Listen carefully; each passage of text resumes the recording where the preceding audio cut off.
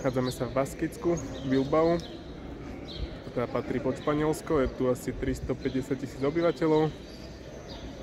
A ideme si pozrieť miestne uličky. Tak to som zvedavý, jak to bude chutiť. Nachádzame sa aj na trase do Santiago de Compostela, je tu kopec pútnikov.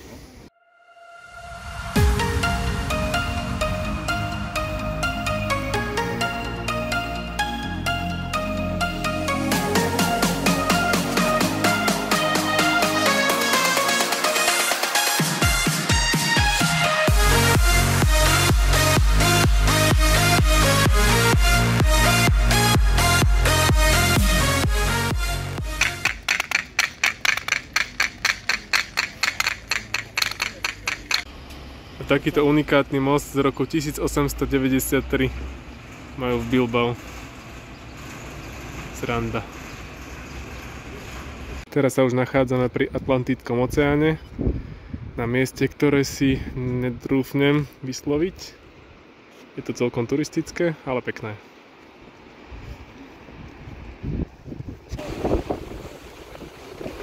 Hore nejaký kostolík ešte. Tak sem sa rozhodne oplatí ísť. Veľmi pekné výhľady na pobrežie.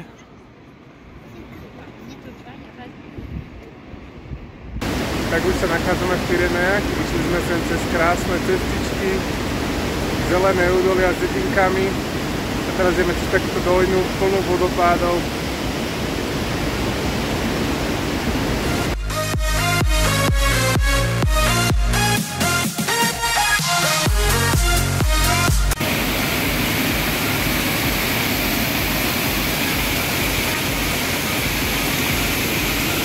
Tak toto je nádherné hesičko, jak sa to tu točí.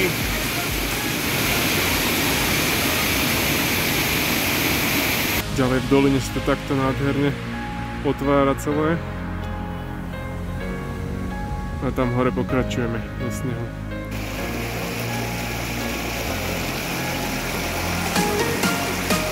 A všade sú vodopády, to je nádhera. Krásna kaskáda. A ďalšie. V závere doliny je takýto krásny vodopád.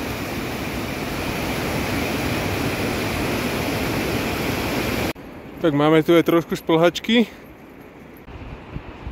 Dávame si trošku pauzičku a vidíme tu obrovské množstvo vodopádov všade.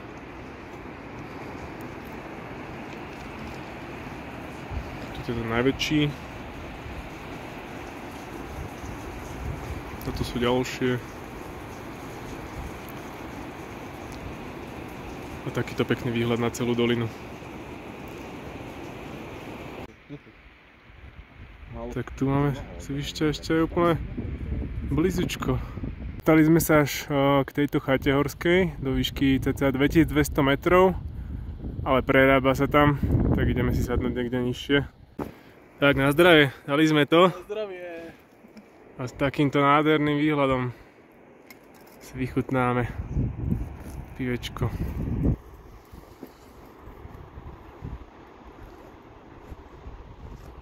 Takýto obedík, lososová nátierka. Takto oddychujeme. Tak naspäť volíme inú cestu. Tadiaľto. Potom cez ten sneh uvidíme, aké to bude prechodné. Fúha.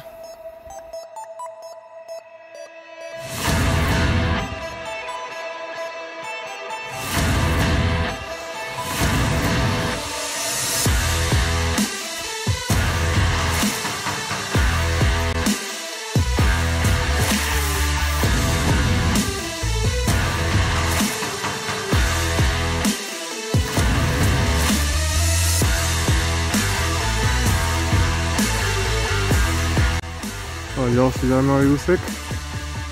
Inak sme o výške 2100 metrov a sú tu celkom vysoké stromy. To je zaujímavé. Jeden snehový úsek za druhým, ale aspoň sú tu pekné panorámy stále. Posledná krásna vyhliadka. Teraz nás čaká prudký zostup dole. si môžeme pozrieť krásne výhľady.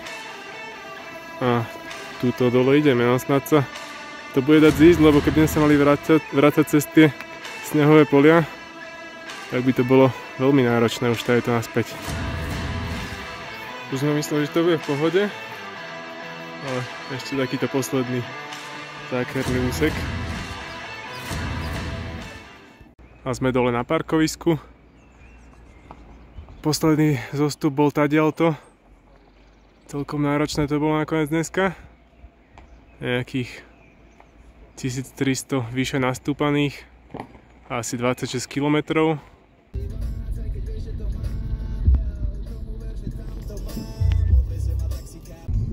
Som naozaj prekvapený, aká tu je voľnosť v tých Pyrenejach, že dá sa ísť autom aj po takýchto cestách prostred hôr. A už sa dostávame pomaly na miesto, odkiaľ začíname dnešnú turistiku. Po úvodnom výživnom stúpačiku sa nám ukazuje cieľ dnešnej trasy. Vyzerá to zaujímavo.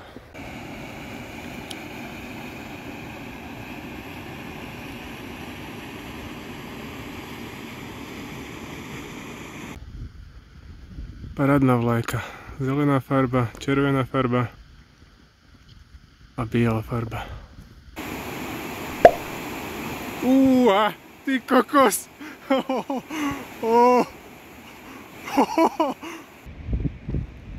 Tak tu sa to len hemží zvieratami. Svišť, tu uteká, kamzíky. Výstupovku si dávame tadiaľto, cez tento červený kopec a potom niekade tadiaľto by mali ísť nejaký asi reťazový chodník, uvidíme.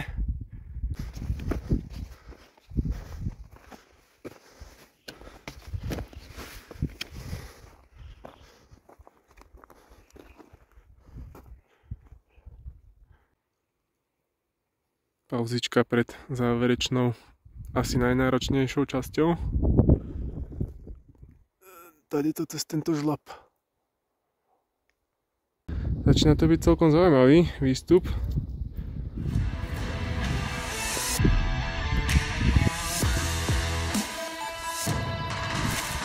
Ďalej to pokračuje mega náročným úsekom.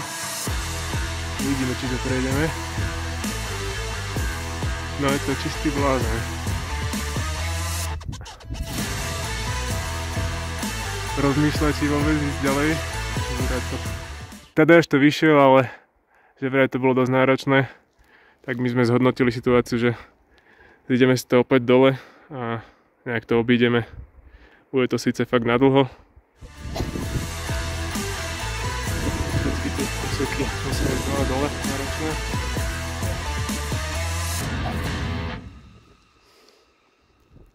Tak opakujeme Čiernu horu spred 2 rokov.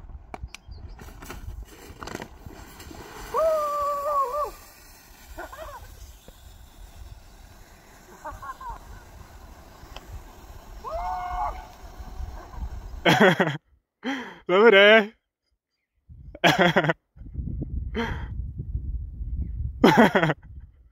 Že tak na lyžiach.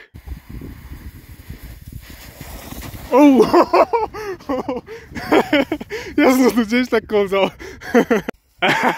Brzdí.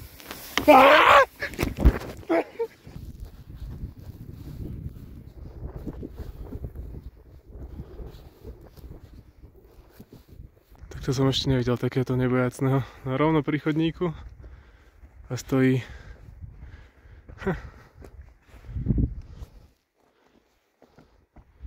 Krásavec.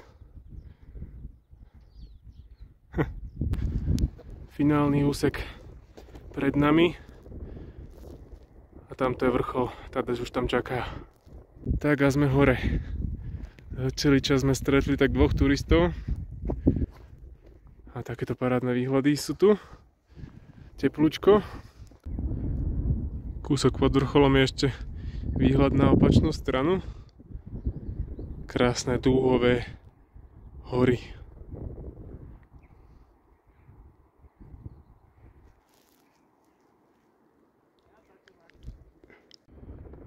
Tuto je tá zostupová dolina.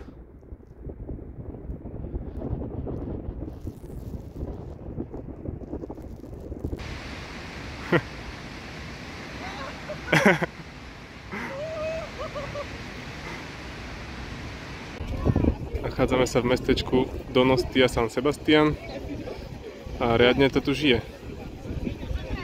Už začiatkom mája.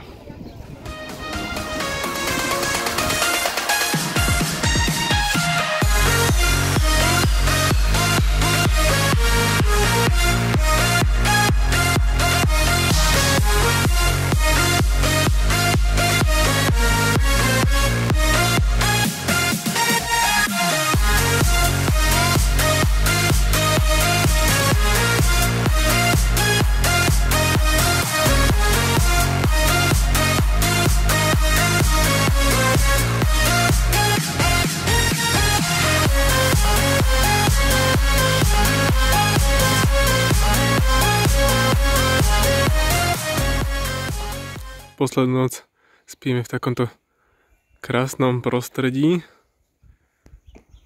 Takéto ubytko. Je to fakt veľmi priestranné vnútri. Samé ovečky sú všade naokolo. To je fakt sranda. Je tu asi tak 8 domov a okolo všade ovce, kone. To je nádhera. Kde sa pozriem, tam ovce alebo kone. Tam vzadu, tu ďalšie, tam vzadu ďalšie a toto je naše ubytko.